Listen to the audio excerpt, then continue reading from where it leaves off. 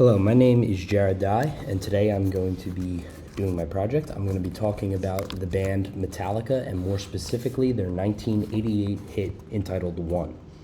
So, who is Metallica? Metallica is a heavy metal band that formed in Los Angeles, California on October 28, 1981. They were founded by their current drummer, Lars Ulrich. The way he was able to put the band together is he actually put an advertisement out in a local newspaper during that time for this area called The Recycler. And he basically said that, he's just looking for band members. He's trying to get something going. He's committed and he wants other guys who are committed. That left him with this original starting lineup. So on drums was obviously the creator of the band, Lars Ulrich. On rhythm guitar and vocals was James Hetfield. On bass, they had Ronald J. McGovney, and their lead guitarist at the time was Dave Mustaine.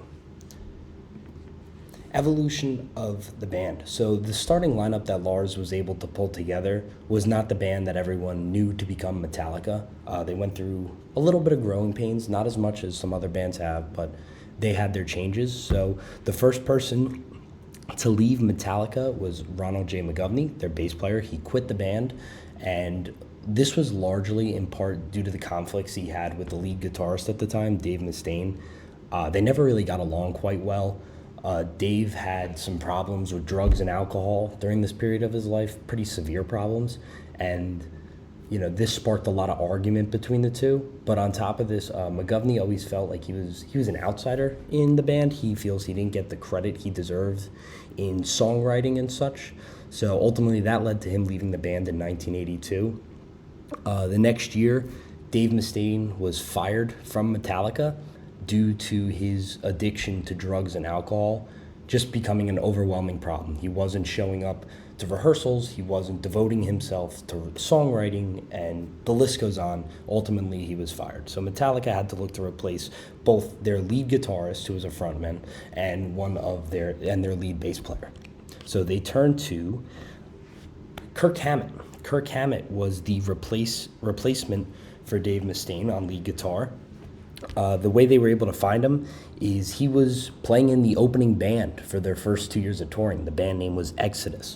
So Metallica knew what talent he had, they knew the skill he had, and after Mustaine was fired, they brought in Kirk. Casual event, hanging out. They played one song off their original album, Seek and Destroy, and as soon as he played his guitar solo, Metallica never looked back. They knew that was going to be their guy. They knew he would be one of their new frontmen, and he would be able to provide for the band. So replacing McGovney, Metallica came across the talent of Cliff Burton. So Cliff Burton was in a local band for the time. They played a lot of bars and clubs and such in the Los Angeles area. The name of the band was Trauma. They saw him play when they were out a few times, and they were impressed with his skills. So in 1982, they basically called him up, asked him if he'd like to come audition. He did. They thought he was great, and they went forth from there. Unfortunately, the growing pains for Metallica didn't stop after this early phase. They went through kind of a cycle of bass players throughout their tenure. Like I mentioned previously, their first player was McGovney. He was only with the band for a year, quit on his own terms, and then unfortunately, Cliff Burton tragically passed away in 1986. One of their tour buses wrecked, and he lost his life way too soon for the band members of Metallica to accept and all the fans to accept. But life does go on. They had to look to replace him, and that's when they brought in Jason Newsted. Newsted was their bassist from 1981 to 2001. He toured with the band during this entire time, played on the albums, pretty much made any accomplishment you can get with Metallica. He is one of the members of the Rock and Roll Hall of Fame, along with Cliff Burton, for the band Metallica. And in 2001, he suggested the idea that the band takes a year off to find themselves. Lars, James, and Kirk, they did not like this idea. They did not think it was necessary. They rejected his idea. And when he got rejected, he basically turned around and said, okay, I'm going to do it anyway. And he left the band. So once again, Metallica is now finding themselves in a place where they need to look to replace their bass player. So that brings them in 2001, they brought in Robert Trujillo, who is still their bass player to this day. He's found great success with the band. He's been touring with them the whole time. Any album that's come out since the 2003, he has been their bass player on their album, and there's no sign of him leaving anytime soon. So such an iconic band, such a groundbreaking band, you ask, this is a completely new style of heavy metal. They did have their influences, though. All members of the band have been quoted saying they took a lot of their ideas and ways to write songs, things to write about from 1970s British heavy bands, heavy metal bands. Some of these bands that I wanted to highlight in this presentation, Iron Maiden, Judas Priest, Black Sabbath, and Diamond Head. A lot of people actually refer to Diamond Head as the band that created Metallica. So this brings me kind of keying in on the song One for my presentation. This is the album that One was released in. It's titled And Justice for All. This album was released on August 25th, 1988. Under this time, Metallica was contracted by Elektra Records.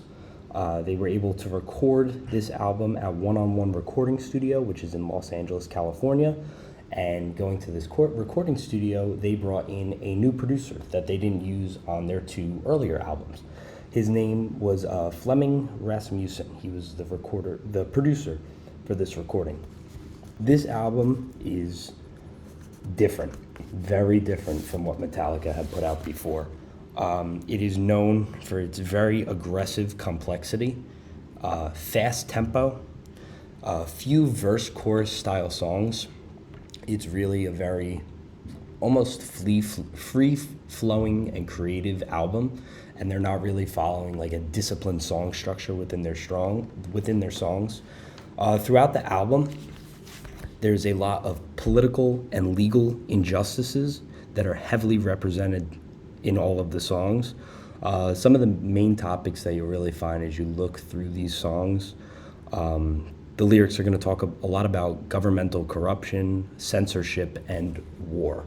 And when they talk about war, it's very anti-war, and they do it in a very gruesome and hard-hitting manner. In this album, And Justice for All, we kind of see a new sound introduced by Metallica. Like I mentioned before, they brought in a new producer.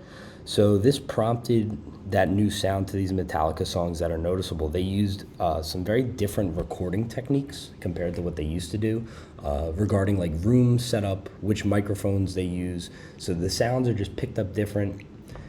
To the average ear, you're not really going to hear it, but those who have listened to Metallica, you could kind of see this like evolutionary change and almost a tweaking in their sound.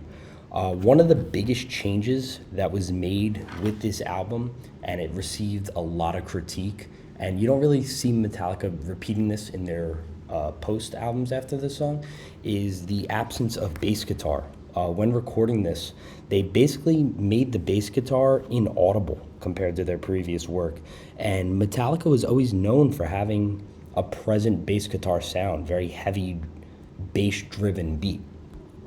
When asked about this, Hetfield justified it by saying, due to that he was playing a scooped guitar sound, which is a lower guitar sound, and the bass lines are practically mirroring the rhythm guitar, it almost sounded like two instruments in one, and it just created too much chaos in the song, too much confusion, and you couldn't really pull out the individual instruments. So that was the reasoning for really lowering it. The album is a very progressive heavy metal album. A lot of people view this as like the turning point in heavy metal. So there was a lot of different experimentation, as it is kind of one of their more experimental pieces of work. You see a lot of very unique like timings in the song, and a lot of rapid changes in tempos. Hetfield is quoted about this album talking about regarding the unusual time signatures and how often the tempo changes and everything like that. This is more of like a show-off album. Metallica isn't really looking here to just, make songs and put them out. They're really trying to show what the band is completely capable in their music talents. So that's really the reason for this new sound that you hear throughout this album. Okay, one, probably Metallica's most known song. I don't know anyone who's listened to Metallica and hasn't heard One.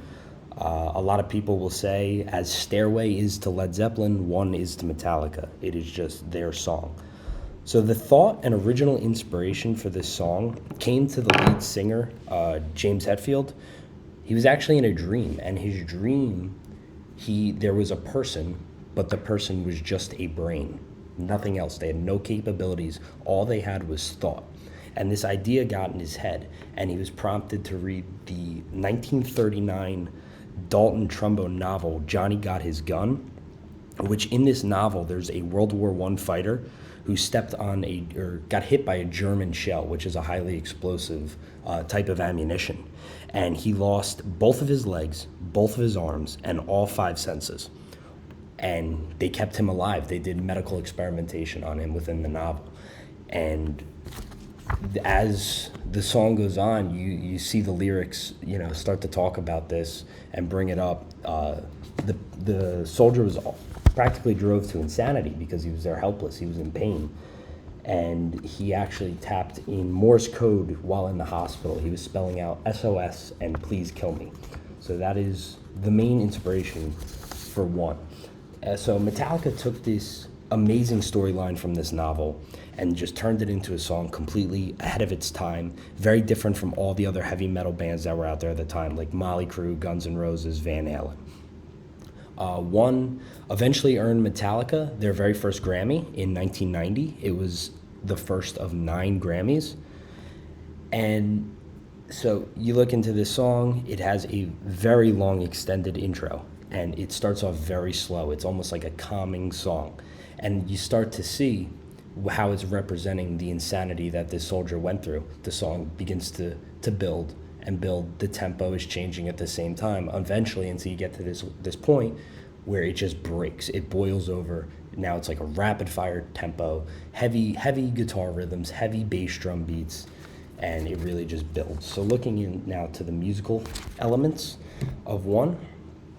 So like I mentioned before, there's a very calming, slow intro.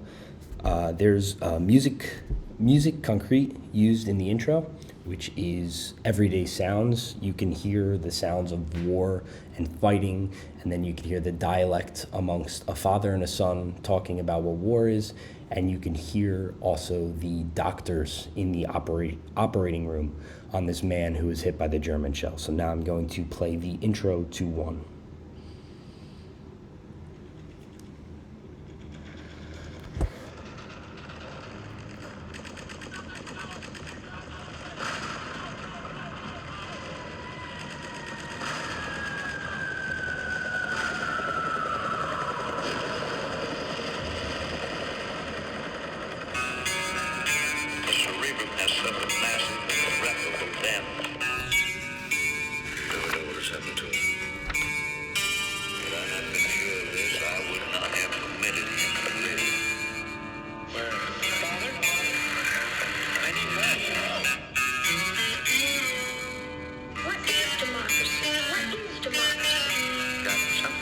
Young men killing each other. When it comes to my turn, will you want me to go? For democracy, any man would give his only begotten son.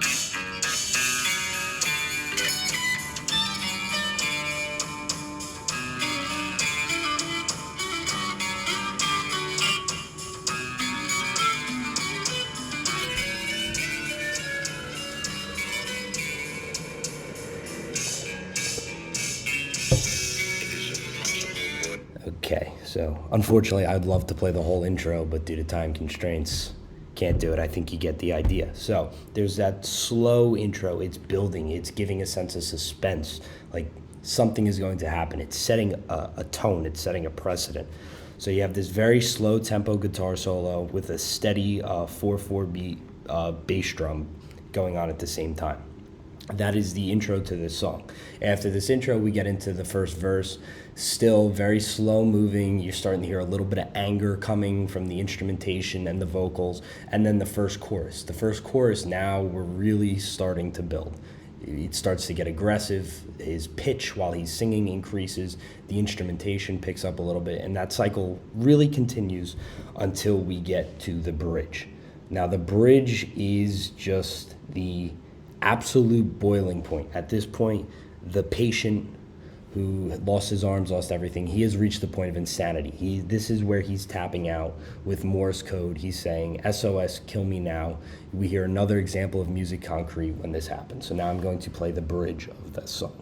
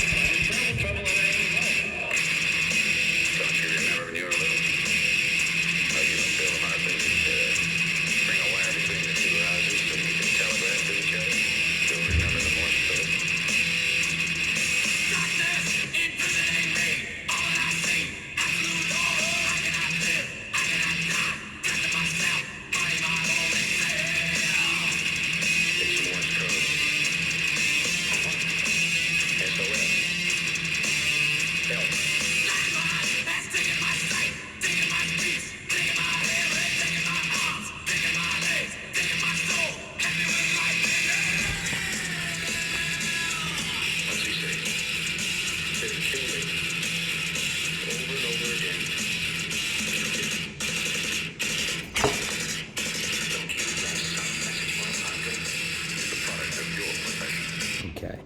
So at that point, that is the bridge of the song. Like I said, that is the breaking point of his insanity. We hear the very strong vocals from James Hetfield describing the situation of the man, how he's lost it at this point. But more than just the angry vocals, we're really seeing that very heavy guitar riff that's also accompanied by that heavy double bass drum riff. And what makes it at this point like so chaotic, so much is going on, is you have two different rhythms of guitar being played at the same time. They're intermingled and twined into each other to really just bring out all the emotions and everything like that, and it's thoroughly represented in this. So that is the bridge of the song, and then the last instrumental is a long guitar solo, and again we're still seeing very heavy bass drum riffs. The rhythm guitar is still holding, it's staying heavy, and now on top of this, now we have Kirk Hammett coming in, really just again driving home that emotion of this song and everything that soldier is feeling. And they're really showing off what they're capable of and the talents they have at that point of the song. So now we go, I picked why Metallica and why did I exactly pick the song One.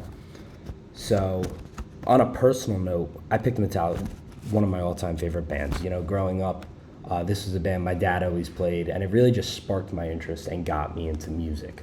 But aside from me, more importantly, Metallica is one of the most, if not the most, famous heavy metal band of all time. The whole band and this song specifically really set a precedent for what can become out of heavy metal. They really paved the road for numerous bands such as Korn, Rage Against the Machine, Slipknot, and it's truly their best song. You have the heavy instrumentation, you have the very deep and meaningful vocals, and more than that, there's the deeper meaning to this song. I don't think the only meaning to this song is really about this one soldier who lost all of his abilities except the idea for thought. This could be correlated into everyday life, people who deal with mental health struggles and stuff like that. And mental health is, in the 80s, that wasn't something that was as popular or as commonly talked about as it is today. So to be able to really create a whole song about that is known as the anthem for your band and an anthem for an era and a genre, I feel it's truly amazing the work they were able to do. So that is going to conclude my presentation on Metallica and One. I really appreciate you watching. I hope you enjoyed it, and I hope you were able to learn something new and something interesting about this great song by this great band. Thank you.